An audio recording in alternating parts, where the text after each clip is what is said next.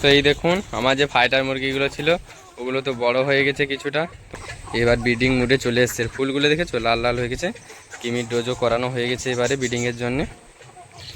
দেখাচ্ছে দেখতে পাচ্ছ এই ফাইটারের নর। তো হ্যালো বন্ধুরা, তোমরা সবাই কেমন আছো? আশা করি তোমরা সবাই ভালো আছো, ভালো আছে তোমাদের বাড়ির পোষা প্রাণীগুলো। তো তোমরা দেখছো শুভজিৎ বার্ড হাউস, আমি তোমাদের সঙ্গে রয়েছি শুভজিৎ।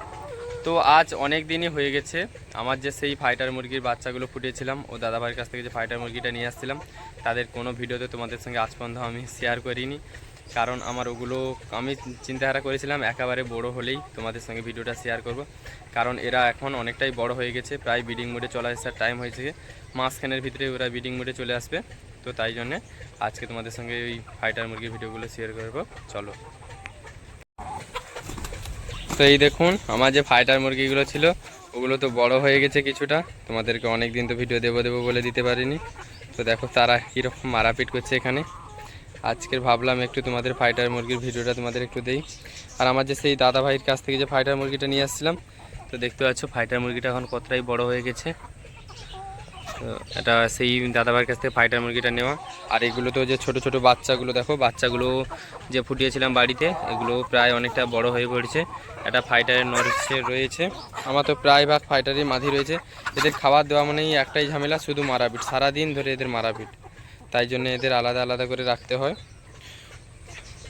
তো আমি তো এবার চিন্তাধারা করেছি আমার ফাইটার মুরগির যে মাদিগুলো রয়েছে নরগুলো কিছু আলাদা করব, কারণ ওরা অনেকটাই বড় হয়ে গেছে। তো অনেক দিন তো হয়ে গেল এদের। তো ফার্স্ট যা তোমাদের বাচ্চা ফোটা তুমি ভিডিও দিয়েছিলাম, আজ এতদিন পর ভিডিও দিচ্ছি তোমাদেরকে। তো এদের তো আলাদা করব, ভাবছি এদের ব্রিডিং প্রোগ্রেস করাবো, কারণ ওই যে ওই নটটার সঙ্গে কিছু মাদি অ্যাড করব, কারণ যেগুলো ফাইটারের পিওর মাদি রয়েছে সেই পিওর মাদিগুলো অ্যাড করব। আর এটা ফাইটারের পিওর নর রয়েছে ওটা, হ্যাঁ, ওগুলোকে অ্যাড করব।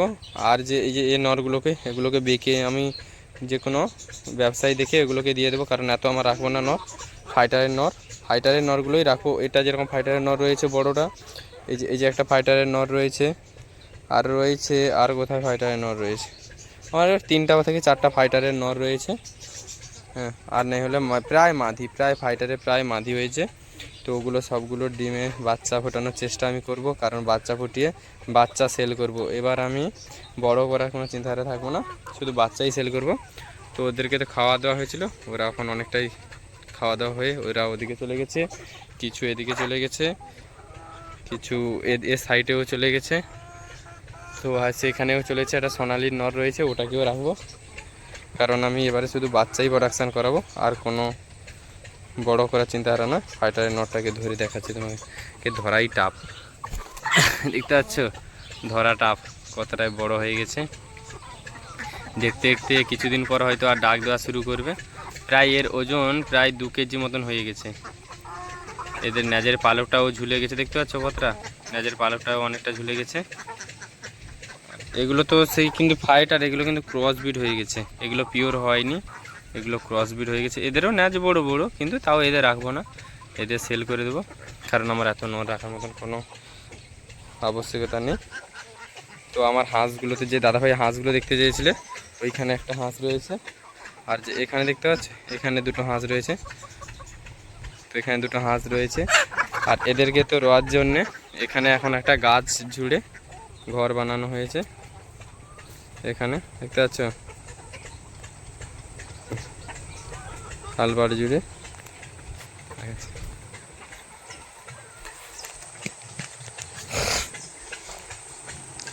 এটা এখানে নদীর সাইড ধরে এখানে দিনের বেলা থাকে, দিনের বেলার জন্য এটা। আর দেখো আমি আসছি পনে এরা খাবে চলে এসছে।